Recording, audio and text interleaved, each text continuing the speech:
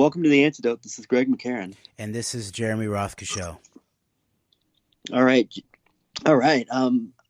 I'd like to get started today, Jeremy. I know you had a few things you wanted to address, respond to from various commenters, listeners to the program regarding some feedback on topics related to COVID-19 and our discussion of it, and the conversation, for example, of wearing masks in public. So I'll give you the floor for a few minutes to talk about what you wanted to respond to from some of the feedback we've gotten.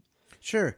And I think, just speaking personally, I want to make a concerted effort to make sure that I read through all the comments on our YouTube site before we record our next show, and then try to at least have some kind of a dialogue and intellectual response to substantive questions, criticisms, additions, comments, all those kinds of things. And it's something that I haven't been really good and proactive at so far, so I'm going to work to be more focused on doing that, because I appreciate the dialogue and thoughts and substantive criticism, and especially around the matters that obviously has very personal dimensions to it, such as health, such as family health, where there's obviously deep politics around something like the question of pandemic and all of that. And yet at the same time, there are very personal choices that are then implied by whatever our political analysis is, or if we start from our own place of taking our own sovereignty into our own responsibility. So this question of masks and the question of more focused on the issue of COVID-19. Because I still think that this is a very significant question about how we are going to approach and answer this challenge. And I think that in general, there is a lot of assumption that we know everything, that we know that this is a bioweapon by some specific group of people, or that this is obviously a scam, is being either overblown in terms of statistics, or that it's actually some other toxic phenomena that's being then ascribed to communicable disease. I saw someone made a good point that I called it, I think, a communicative disease, and it's true. The virus does not speak of its own accord. So first of all, the question of masks. I think this is not a simple thing, actually, and I do want to make it clear that I don't. My thinking has evolved a lot in many ways, and I've continued to remind our audience that I was looking into the question of masks in relationship to what looks to me like an airborne virus of some sort, or at least airborne droplets at the very least. But there's a lot of studies that seem to imply that things like recirculation systems of HVAC systems, in terms of enclosed spaces, that there are certain aspects of aerosolized droplets or droplets that are small enough that can be basically act as if they've been aerosolized and ride in currents, basically in circulating currents. So that's one first point here, is where are masks potentially important in relationship to a something that is communicable in a respiratory fashion. Okay, that means inside is most important. All right. So, for example, like if our family is going to go take a walk in the neighborhood, we are not going to wear masks. We're going to, we're going to give people their space, and we're going to, respect people's physical space and distancing and things like that. But I'm definitely not going to be seeing people who don't wear a mask as some kind of threat to me or my family. So, and that of course relates to the question of like, and the first thing that that I jumped on, and that my wife and I really jumped on, was the question of how do you burnish your own immune system and your family's immune system and our son's immune system, and make sure that we are doing things like keeping our vitamin C grams up. That was one of the first things I had said about the what is an appropriate response about this. And I think that's still obviously very clear. So there's that, right? Okay, so I just wanted, that's like almost a precursor in a certain way to even beginning to think or talk about masks, is what are you doing for your own taking responsibility and caring for yourself and your family's health. Okay, so that includes things like vitamins and minerals. I read from the Nourishing Traditions book about some of that. I think actually some stuff about that came up about how zinc is related to not being able to if you have a lack of zinc, then you can't smell things. That links up very much with the symptomology of what people have described about COVID-19. So I would just say very briefly, thinking about a very brief stack of things like vitamin C, zinc, things that might be considered potential ionophores, although there's questions about that how much that plays into responding to COVID-19, but things like quercetin, bromelain, that's one thing that I've been looking into and taking. But vitamin D, increasingly, there's been studies showing that the severity, the people who show up with more severe symptoms almost always are either at or below the recommended level, vitamin D levels in their blood, and the people who are above the recommended vitamin D levels in their blood don't seem to show up maybe almost at all in terms of severe cases.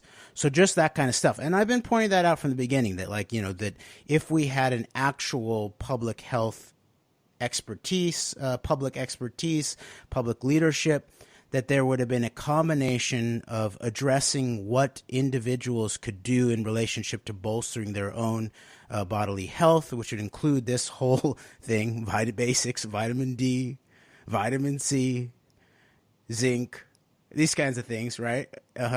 And, pointed out, too, that even when Trump was talking about how the virus was just going to disappear when it got warmer, or, at some point it was just going to disappear, that was still being not addressed, that it was very likely because then at some point the vitamin D levels, as people were getting more and more sun, would go up, and that would make them less susceptible to the virus. Okay, so there's that.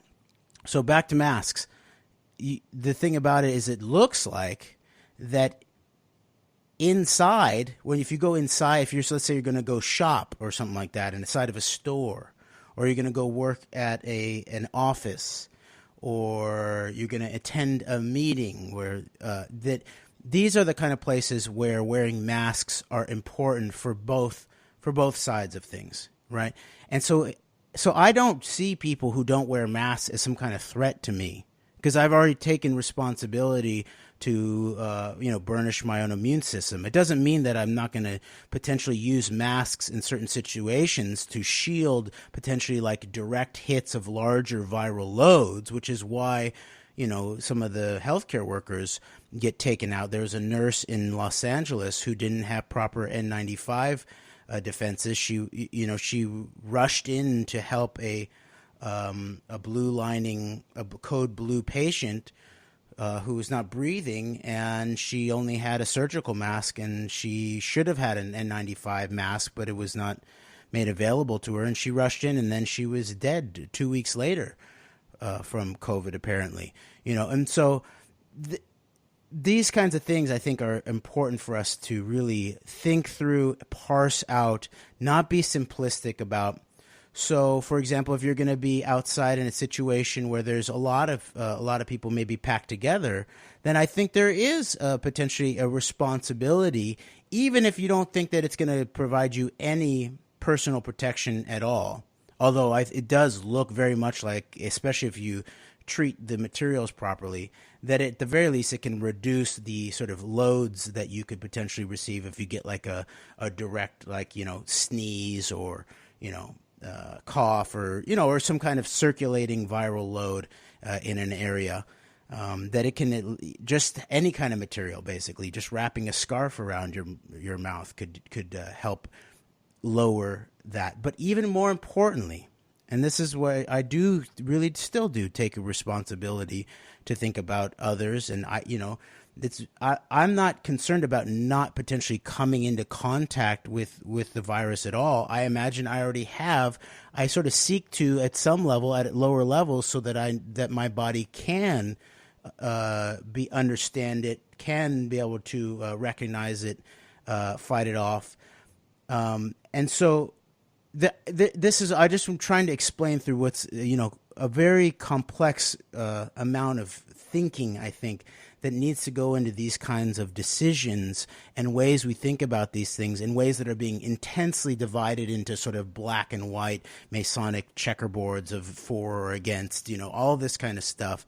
And so as I attempt to do, I attempt to have a nuanced and realistic and complex and hopefully morally dialogically approached way of dealing with some of these decisions. And so finally, with masks, I do want to say that it is the case that I think there are some issues in terms of, cloaking the mouth and the nose.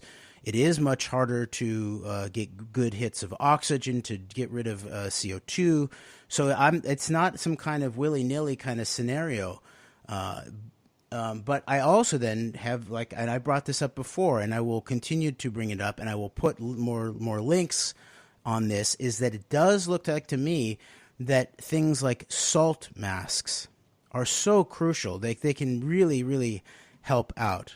Okay, and I'll continue to put in the links about that show that looks like places like, I believe it's Austria, really quickly limited, went 10% on some of their cases just by rolling out wearing masks. Okay, and that's what large portions of Asia has done. Like Japan didn't really shut down too much, I don't believe, and it did a little bit, but not intensely. They didn't shut down their economy like we did, but they wore masks, and they've sort of had this background of that, and they don't see it as like a sort of like the straw that was going to break the camel's back.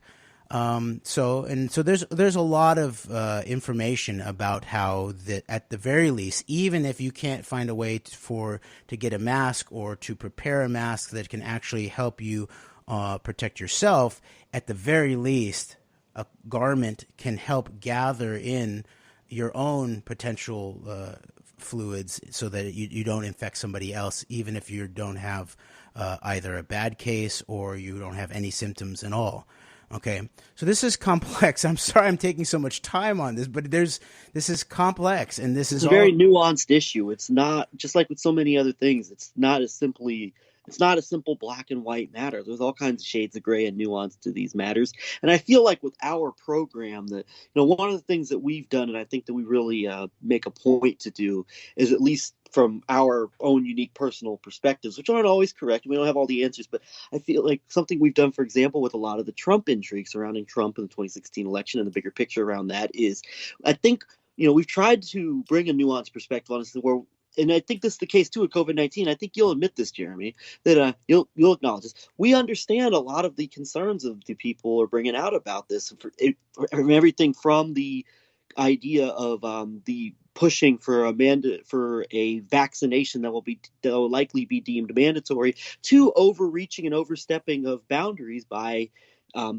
state and local governments in terms of responding to this. And we get the very real concerns, but I think, and I don't know if we've always conveyed this the best, but I do think we are trying to bring a nuanced perspective on this, where, yes, we're pointing out and we understand the issues and with people having overreach and excesses and things like that. But also at the same time, though, we see a lot of problems. Like, for example, I'm looking more into the media narrative on this, and I see a coming together of varying media agendas that are being pushed by very similar characters that push a lot of other troublesome talking points that we've discussed during the time that this program has been on the air, and I've kind of zeroed in on that, and you've been very much at the forefront of looking into some of the scientific aspects of this. And I just want to throw this in here real quick, Jeremy. I didn't mean to cut you off before you finished your thought. I did want to throw something in real quick, though.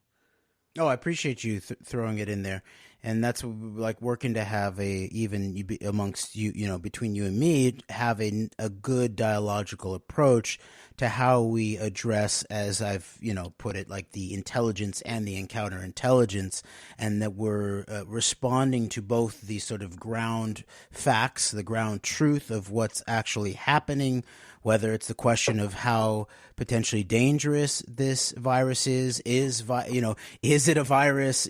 Are some of the issues that are being brought up in relationship to this important? For example, like the question of 5G, which was very early on. To me, it looks like it was inserted into this in a way that would potentially serve two weaponized things, where the question of 5G does need very much to be looked at right now. At the very, very, very least, it represents the epicenter of the techno-tyranny that is meant to be rolled out, the so-called Internet of Things, the techno-gulag, and all of what hangs behind that, especially in relationship to a lot of the stuff that we've been tracking down around Talpiot and this question of the surveillance, the global surveillance state, 9/11 as the precursor in many ways to basically a transnational techno-tyrannical push that shows that even the sort of the disagreement amongst states really ultimately comes down to the great powers agreeing on the narratives of the war on terror, especially in relationship to the escalation of authoritarianism and the surveillance state. And things like 5G, just even forgetting about the whole question of biology and health threats and the potential of all of that, whether it's been tested for safety and all of that. And I think there are very legitimate analyses and questions that really need to be put front and center around that. And at the same time, it's been immediately connected, I think, and I'd say, especially in the figure of one David Icke, that this is basically how he's like, I'm being misrepresented by saying that I think that 5G causes the virus, because I don't think there is a virus, that it has not been actually identified as such. Okay. So I think that those things have been conflated in a way that really makes it very difficult to focus on some of these sort of core issues that need to be dealt with around things like 5G, which of course on one hand is the Skynet architecture that it represents, high level Internet of Things tracking, surveillance, and then also the question of the interaction of humanity with electronic technology I think it's Arthur Furstenberg. I've included the link to his book about, I think it's called The Electric Rainbow, which is a very interesting analysis of that there does look to be that there is some interaction, a very strong interaction potentially in relationship to the rollout of human electronic technology to certain things like waves of human illnesses, pandemics. And so I think it's not a simplistic question. It can't be dismissed in either way, I would say. Okay, so let me just finish this thing about the mask. I just want to say that and because I think this could solve some of the issues that people are concerned about, the people who are concerned about potentially wearing masks, who have valid concerns about how if you wear it for a long period of time, it does end up being a potential breeding ground. It does end up you not being able to excavate your system, whether CO2 or other sort of exhalations that you're trying to get rid of. It does mess with the breathing a little bit.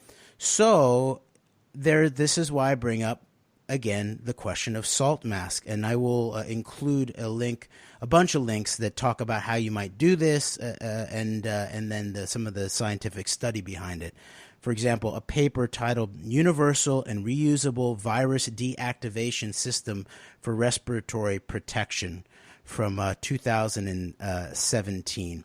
And I will include that. I'll just read the first paragraph just so you get the idea. The abstract, it says, aerosolized pathogens are a leading cause of respiratory infection and transmission. Currently used protective measures pose potential risk of primary, secondary infection and transmission. Here we report the development of a universal, reusable virus deactivation system by functionalization of the main fibrous filtration unit of surgical mask with sodium chloride salt. The salt coating on the fiber surface dissolves upon exposure to virus aerosols and recrystallizes during drying, destroying the pathogens. When tested with tightly sealed sides, salt-coated filters showed remarkably higher filtration efficiency than conventional mask filtration layer, and 100% survival rate was observed in mice infected with virus penetrated through salt-coated filters. Virus captured on salt-coated filters exhibited rapid infectivity loss compared to gradual decrease on bare filters. Salt-coated filters proved highly effective in deactivating influenza viruses regardless of subtypes and following storage in harsh environmental conditions. Our results can be applied in obtaining a broad-spectrum airborne pathogen prevention device in preparation for epidemic and pandemic of respiratory diseases. Okay, so that's the end of that, and I just want to say that I'm putting this on the table as something that we could begin to think about and consider how we could utilize this. And I've made one of these just out of like a basic sort of like a tea towel or like a dish rag, and my son and I just sort of heated up some salt, some sea salt in a pot and made sure it was all dissolved. And then we put a couple of those tea towels in there and made sure that they were sort of well coated, and then let them dry. And my wife used one and said it felt really good. Even it just sort of hung sort of nice and heavy. It felt protective. And the final point I want to say, the reason that I bring it up as a potential response to people who have reasonable resistance to sort of normal N95 masks or surgical masks, even worn for long periods of time, that they create a perfect swamp, actually, right? Instead of draining the swamp, they create a swamp outside of your mouth and nose. That what it looks like is that as you breathe on the salt mask, what the only thing it really does is it further helps spread the crystalline structure of the salt more thoroughly in your material. And so the questions now are about how do we DIY this in the most effective way, in a way that's real simple. So it could be something as simple as having the proper material, such as like go look at the investigations into using things like shop towels.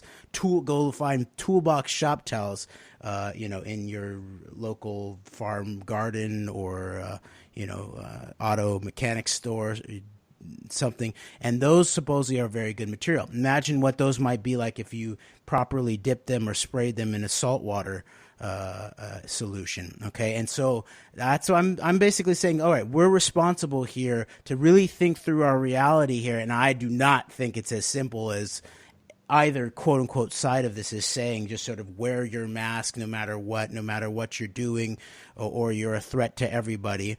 Although I think there's a part of that that's real, or the people who say that it's just it's just an assault on their liberty, and or it's a slave symbol, and or it's just going to make things worse, and it's not going to help you, and people don't have people are responsible only for their own health and not for anybody else's. And so once again, I'm working to ride this radical middle towards something that could bring the valid concerns across the spectrum together.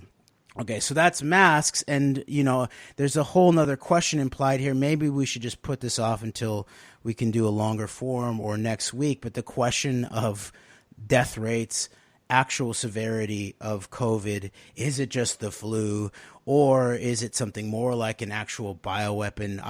The more I look at it, I'm seeing more and more deep investigations of this. This thing has been completely misunderstood at some level, and that the people who point out that all of the sort of the rush to put people on ventilators, that was that's a major malfeasance, if not maybe a misfeasance, but probably more a malfeasance in terms of how to approach this thing, and that this is not really, it's more of like an airborne blood disease of some sort rather than really a pure respiratory disease. But it looks like this ACE2 pathway inwards of COVID-19 sets it up as is a really nasty, persistent attack matrix on large portions of the human system, not only the lungs, but also the kidney and the sexual system. And it does look like that the testes are a very major place of ACE2 receptors. And so, like I had suggested before, that there is an aspect of this that looks like it is predominates potentially towards males.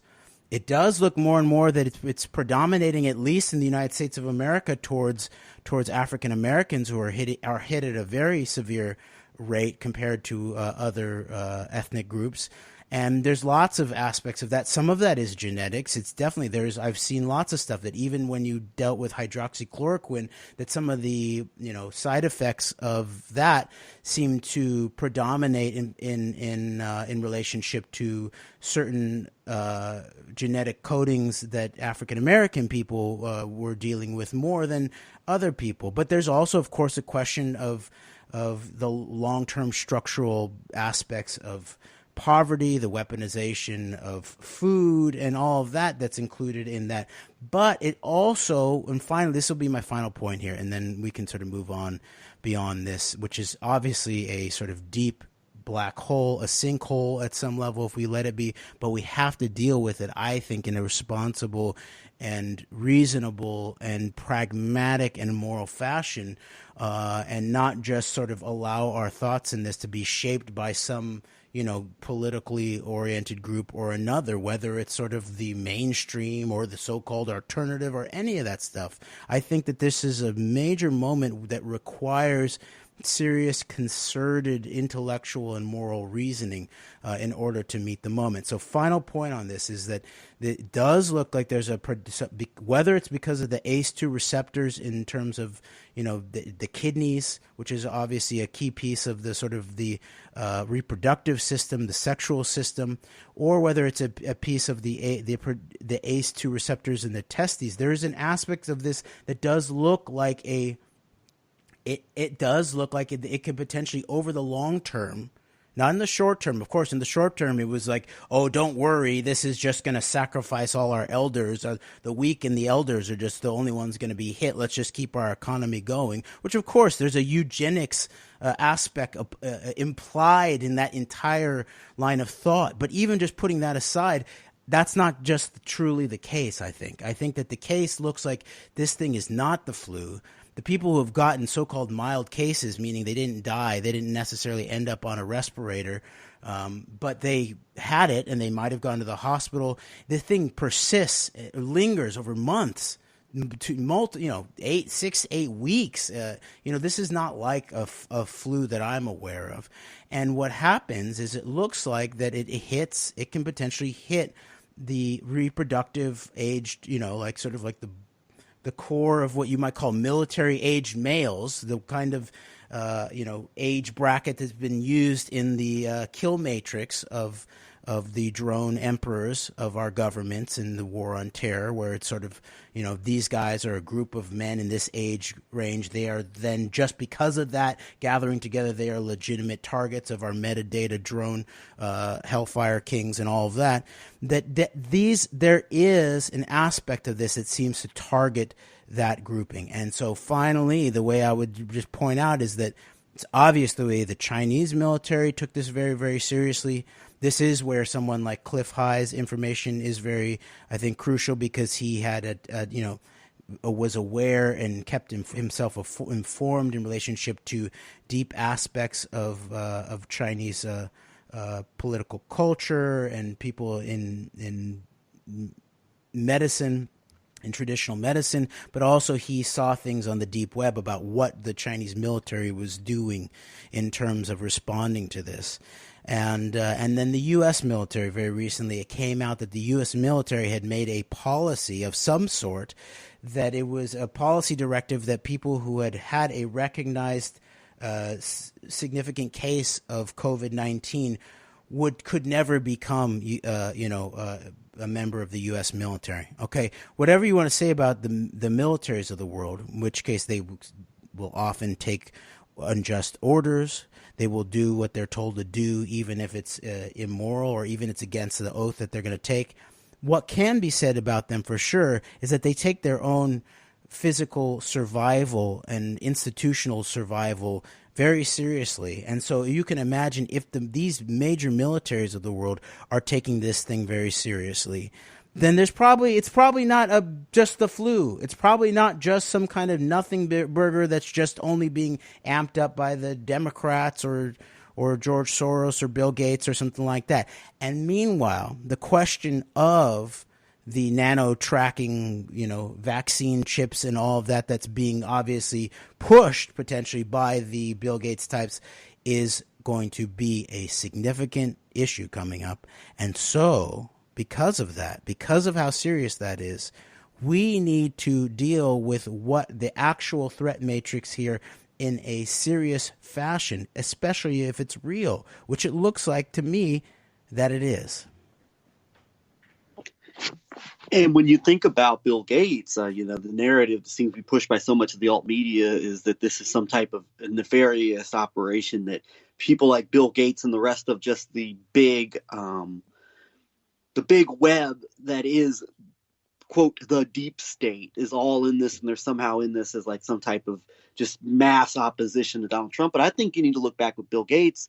I'll wrap this up here. Bill Gates, look back into Operation Dark Winter and the events of 2001, and Bill Gates is there's a Bill Gates aspect to it, but there's also an aspect of Robert Kadlec, the right-hand man to Alex Azar in Health and Human Services, is right at the forefront of the response to this COVID pandemic. So you might want at some levels consider that this spirit of bipartisanship alive and well in D.C. and this bigger picture of what's going on with this, that, Bill Gates is and the quote deep state's goals and agendas with this may not be so far removed from a large part of the policy planning and aspects of the Trump administration itself. So I'd throw that out there. And I'll end this conversation on one note. Now, when we were talking off the record earlier, Jeremy, you brought up to me the Russiagate matter, quote, Russiagate, and how a lot of people are confused by it because of the unfamiliar, the Russian sounding names, and trying to make sense of all these new names and concepts that they're not familiar with. And out of the spirit of disclosure, for me, that's been my reaction to a lot of the science of this, a lot of the scientific terms and things like this, is not being a person who's really not really very well versed in terms of science. That's been my response to this. And you, to your credit, you've really been taking the initiative and been at the forefront, I think, of really focusing on a lot of the scientific aspects of this. But for me, for the sake of disclosure, for this program to improve my own, in an attempt to improve my own bona fides and my own credibility as a researcher, and also I think to improve the quality of this program for people who listen to us, who who actually do listen to us as a source for information, I owe it to myself, and I think also to our bigger base, to make a concerted effort here in the future to familiarize myself with some of these scientific concepts and terms that I've been rather uncomfortable to try and really dig into for reasons of unfamiliarity. It's not an area that I really consider myself have much expertise on, or much even seasoning informally. So I'm making a concerted effort to familiarize myself more with this stuff. And I think that as in terms of having a bigger conversation about this, I have a responsibility to myself, and I think to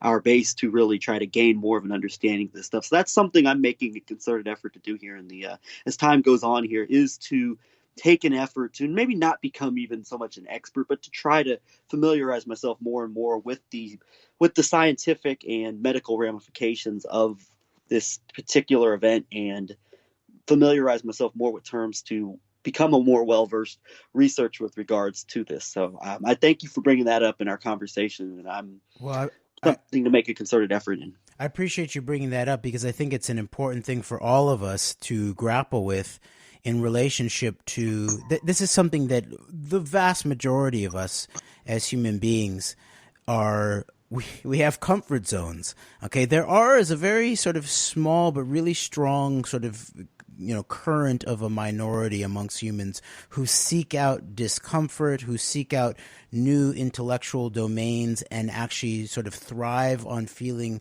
uncomfortable and thrive on sort of areas of ignorance, which is sort of like the key to beginning to advance our realms of understanding, is to recognize where we have areas of not understanding or ignorance, and applies to all of us, and it applies across so many different areas that if we can begin to not only take responsibility for our knowledge, but then also take responsibility for our areas of lack of knowledge, while also being humble, like you said, we're not going to try to become experts in every single realm, or try to become scientific experts, by reading and analyzing papers on the internet or something like that. Although one could do that if one so choose and was drawn to it.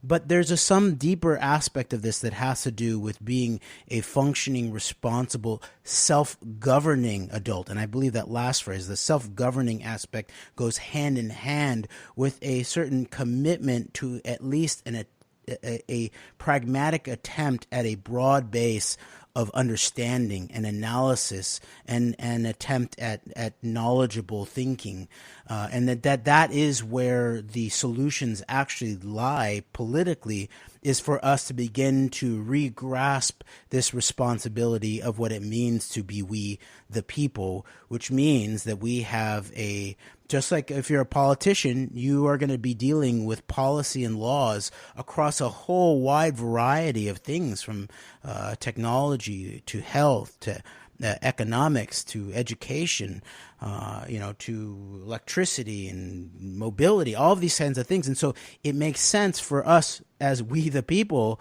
to begin to grow more and more accustomed with being able to move into these realms where at first we don't have any knowledge, such as what Jane Mayer titled was the discomfort of the intense Kremlinology that was required to begin to even consider who the players might be from the Russian angle of something like Trump, Russia. But then that expands even into things like, techno-tyranny, September 11th, the war on terror, and now into this question of pandemic, COVID-19, and all of the scientific and health, public health issues surrounding that. So thank you, Greg, for bringing that out. No problem. So now, time to move on to the news of the day, at least in terms of a story that we just recently caught wind of. Credit John Brisson from We've Read the Documents sent me a message about this. It appears that Ezra Cohen Watnick is back in the Pentagon. Not only is he back in the National Security Council, but he's back in it appears, if this Breitbart headline is to be believed, Cohen Watnick returns to Pentagon as senior counter-narcotics official. I'm going to read the first paragraph of this. And Greg, can you keep your volume up and your phone placed in the same? Okay, thank you. Yes, thank you. Breitbart.com article written by Christina Wong as of today, May 11, 2020.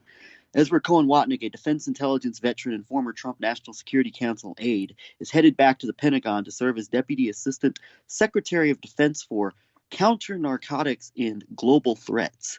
And there's a lot to analyze out of that title alone. But we've covered Cohen Watnick and the whole Michael Flynn network, I think, pretty in depth on this program, and done a lot of archives on Ezra Cohen Watnick. But it's interesting that right now that this news comes out in the aftermath of the Trump MAGA movement. Everyone from Fox News and Breitbart to Alex Jones and InfoWars to Alan Dershowitz to Radio Sputnik and a lot of Russian-oriented media, taking a collective victory laugh over the, quote, vindication of General Flynn from the evil deep state, that we're now getting this news that Ezra Cohen Watnick, the man of mystery who H.R. McMaster could not remove from the NSC until he finally did, which I would argue set off the chain of events, which may have ultimately led to something like the rise of QAnon and the storm and the counter coup against the deep state. Now Ezra Cohen Watnick is back into the picture. And what I would look like on the surface seems to be a very serious title, Counter Narcotics. That would be dealing with issues related to Latin America and drug cartels and gangs, which has been very linked, obviously, to terrorism. And Hezbollah and Iran were mentioned in the context of Cohen Watnick's new role as being primary targets. And that reminds me of Cohen Watnick's background in college, working with Frank Gaffney in his Center for Security Policy, which is at the forefront of pushing the alleged Hezbollah border threat in terms of drugs and things of that nature. And also, I'm sure a lot of QAnon people have all kinds of fantasies about what this means, that somehow Cohen Watnick's going to be involved in cross-border busts of sex trafficking and things of that nature. Or maybe Cohen Watnick's going to help set up the Guantanamo. I don't know. But I look at this as very, very bad news. And I'm looking at this right now as, we can only look at the headline right now and begin to possibly analyze what it will mean in the future. That'll be playing Monday morning quarterback. That's not what I want to do right now. But based on what we know about Cohen Watnick and about much of the Flynn network, I think this is a very significant event if Cohen Watnick's coming back into the administration in this kind of capacity, and also adds fuel to the fire the rumors of Flynn himself making a triumphant return into the Trump inner circle. Yes, and early on, we in the Trump administration, we identified that this apparent circle of the part of the deep state that Trump was taking on for his administration, maybe the deepest of the deep state in certain ways, was their background and their public speech tended to make us think that the targets of the Trump era would be Iran and Venezuela. And so it's interesting that Ezra Cohen Watnick, I believe I'd forgotten this, that he had spent a good 4 years, it looks like, I think 2010 to 2014, high level in U.S. Southern Command, which of course is exactly where he's now moving into again at some level, right, which has to do with the so-called counter narcotics. Meanwhile, let's remind ourselves of his background, where he really probably in an intense way hooked up with Michael Flynn, and Flynn's network was Afghanistan, right? The epicenter of the post 9/11 global opioid heroin trade, right? And on that note, I wanted to bring up a quick point on that note that Cohen Watnick was reported to have been at serious odds with McMaster over the future of Afghanistan, where McMaster just wanted to keep the traditional post 9/11 U.S. military presence there. But while Cohen Watnick, and this would be in accordance with, I think, someone like Michael Flynn, but also Eric Prince, wanted to move away from a direct U.S. military boots on the ground involvement and more of a direction of letting these global, unaccountable for, basically, that don't have accountability to any particular entity or institution, privatized, militarized institutions take over the Afghanistan operation. And right there, you mentioned it, right there at the center point of this is Afghanistan and a war over whether or not it's going to be the traditional U.S. military presence keeping the, I guess, business as usual going in Afghanistan, or whether it's going to be this global really no accountability to any institution or government, basically, type of operation that would take over in Afghanistan. Great. Yes, exactly. And, Cohen Watnick, couple additional things here, is when he was eventually potentially ousted from the government, he went to work directly with under Safra Catz at Oracle, I believe, right? And Safra Catz people should look at she's on this board, basically, of people like Eric Schmidt, people who are looking into the question of artificial intelligence. Whitney Webb's been doing research on this based on the group EPIC. FOIA requests a bunch of documents of this committee. This basically is sort of an AI committee, and Katz is listed pretty high up there in terms of who's on that committee. And Katz, by the way, is an Israeli national, right? So Ezra Cohen Watnick goes and works directly under an Israeli national before coming back into the government. So there's that direct aspect. And we've pointed out before on some of our shows about him that he was not only working with Frank Gaffney networks and maybe Gaffney himself directly while in college, maybe even before, it looks like potentially, but he was also instrumental in helping facilitate the Chabad Lubavitch house at UPenn, I think. And Chabad is so central in relationship to some of these very, very transnational networks that represent who is actually sort of holding these networks together globally, especially in some kind of triumvirate among Trump, Netanyahu, and Putin. Okay, so there's that, but then just directly having gone working in the government to then go work for Safra Katz, Israeli national, on the board on the AI committee, and then back into this aspect of the government at the time. Also, remember, this is now we're hearing about this sort of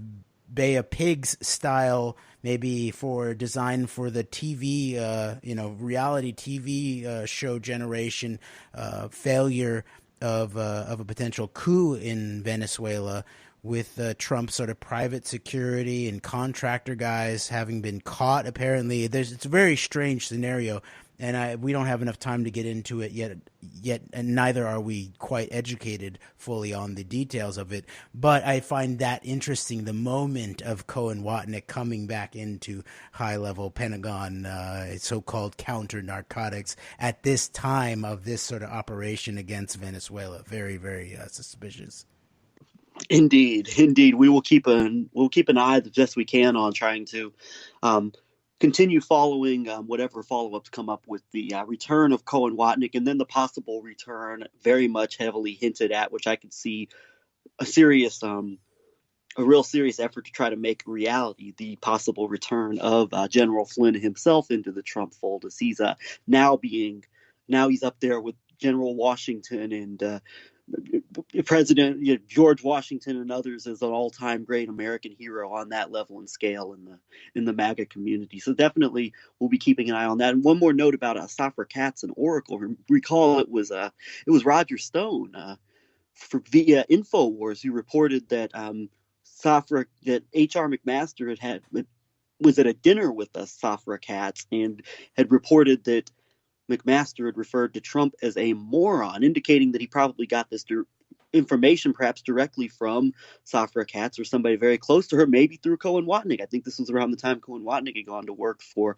Oracle. And say what you want about McMaster, but getting him out of the way was a very key move by this pro-Trump Zionist national security oriented base. So I find that very interesting when we go back into thinking about Safra Katz and Oracle and the bigger relationship with some of these institutions and the major movers and shakers of the Trump national security effort. And also just one last point I want to make about what you had brought in about this question of Afghanistan and during the Trump regime was this, the potential corporatization, the Eric Prince approach to Afghanistan. And so I think that if you really do want to think about this, there's this triumvirate of characters I would think that you'd want to sort of add into the mix who represent what the real underlying motive here in terms of some of these big sort of scale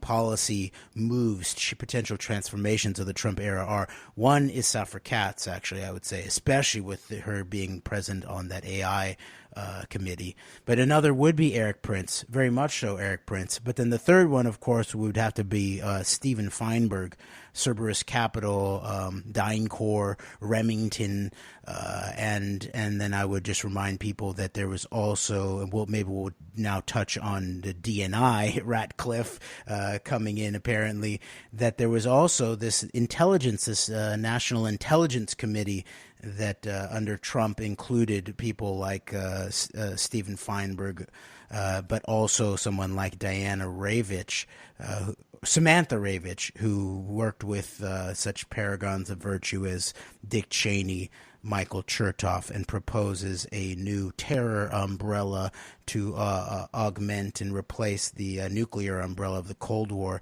and for Israel to be fully at the table, maybe if not at the lead of the table with the U.S. and the U.K. Yes, and since you brought him up, let's talk a little bit about John Ratcliffe, who we touched on back on a program we did in August about John Ratcliffe and his time in Congress and the particular resolutions that he was co-sponsored regarding the U.S. I guess making the U.S.-Israel relationship even closer than it already is. And so there's been about an 8 or 9 month period where Ratcliffe was nominated. Then he basically took his name out of the hat. He's been replaced on an interim basis by the ambassador to Germany, Richard Grenell, who, among other things, is a favorite of the Zionist Organization of America. And now Ratcliffe, once again, now is back in the his hat is back in the fold again, and he is currently going through Senate confirmation hearings to become the new permanent director of national intelligence. And Jeremy, would you like to reiterate real quick this bill that John Ratcliffe had co-sponsored in his capacity as a representative from Texas? Yes, basically what I remember of it, and we'll link to our show on it where we have links around this, and we covered it for the last 15 minutes of that show, I think, that it's basically he was the leading sponsor of a bill that proposed this, basically, I would say the cementing of the sort of Talpiot program style technology transfer, basically institutionalizing the binational security state of the U.S. and Israel under basically proposing a new DARPA, Defense Advanced Research Programs Agency, something like that, right? But he was basically saying, let's do an ARPA for the U.S. and Israel together. And as we've seen, that this network behind much of this sort of real actual aspect of the Trump deep state operation goes back, of course, to the Michael Ledeen's, the Richard Pearls, the Jinsa types from the turn of the 70s into the 80s, who were all about creating the Office of Technology Transfer. And as I pointed out last week, this question of the Armageddon network that deals with that network's specific approach to escalating the Cold War in a way that was negative to probably both the U.S. and Russia or Soviet Union, but while also putting Israel in the primary sort of mover and shaker, open to truck and barter with all economic position globally. And so I think that Ratcliffe's key role in this proposal for a new ARPA, a binational security state U.S.-Israeli ARPA program, shows that he's just the next generation of that entire mole's nest, I'd say. Yes, and we'll keep an eye on the Ratcliffe confirmation hearings. And it'd be interesting to see who, if any, Democrats go along with it, or what the Republicans do. I mean, someone like Rand Paul, who tweeted out today about all the deep state traitors who are trying to who are going after William Barr for his handling of the Flynn case. I think that says a lot about the junior Paul myself, but I digress.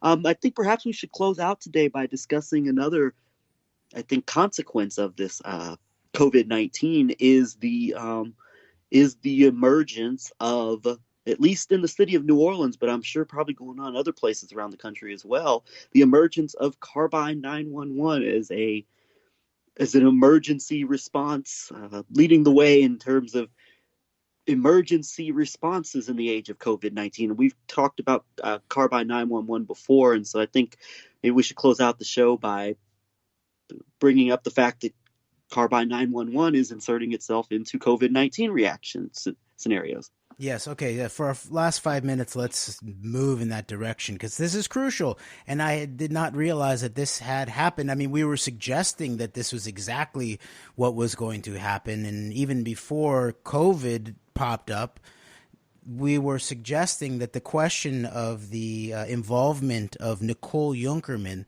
And people can go back to the shows that we did, especially sort of surrounding the write-ups that Johnny Vedmore from the UK did, key write-ups about Nicole Junkerman and Jeffrey Epstein, where he nailed down that she was this sort of international. She starts out as a model, but she's definitely also an Israeli intelligence operative, but she's also a big investor in relationship to China and FIFA and all over the place. But she was involved in the potential privatization or corporatization of the UK public health data. And so that suggested, especially when you put that in relationship to things like, the DeVos's relationship to the healthcare company. What was that called, Greg?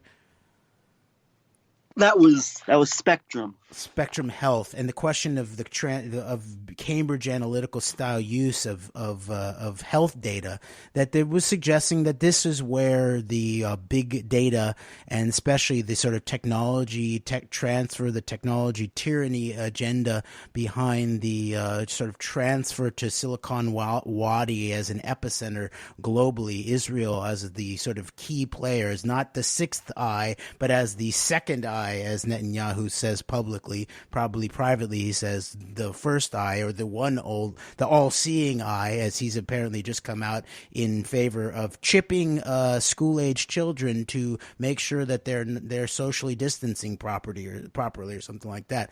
But so we will put a story. We can't really deal with it very much today, but it's a Forbes story by Denise Com and Thomas Brewster, titled "To Fight Coronavirus, This City is Asking 911 Callers to Agree to Self-Surveillance." And it deals very much with Carbyne 911. I've heard it pronounced Carbyne by Zev Shalev, who did a very interesting and sort of strange interview with a Maxwell family friend recently. People can go look at that. Maybe we should link to that. But the Carbyne or Carbyne 911 is basically a next generation 911 surveillance data technology company, started from the epicenter of Israeli military intelligence, with Nicole Junkerman as key to that. Ehud Barak, not only former Israeli prime minister, but former head of Israeli military intelligence, former commander in Sayeret Matkal of the still currently prime minister in chief of Israel, Benjamin Netanyahu, but also such players as Elliot Tawil, from big donors to Trump. Of course, the infamous Jeffrey Epstein is right there, but also going to the Russian sphere of Viktor Vekselberg, Michael Chertoff. Okay, this is an epicenter. Peter Thiel, this is an epicenter to understand. And so increasingly, as we move forward, we need to begin to unpack all of this more intensely, especially as we begin to see this juncture and what's being proposed here as the so-called solution to our pandemic situation, as being some kind of merger of a big biology, big pharma, and big data, big technology, and the very serious question of Israeli military intelligence as the epicenter of a lot of that, and the Epstein network is really about something like that in relationship to global geopolitics, compromise operations, and the control of biology worldwide. That's really what it begins to look like at some level. So we will link to this article, and then we will further make some inroads in the coming weeks. But until next week, Greg, thank you so much for your contributions and for your research. And thank you for listening, y'all. Antidote. We out. Thanks, everybody.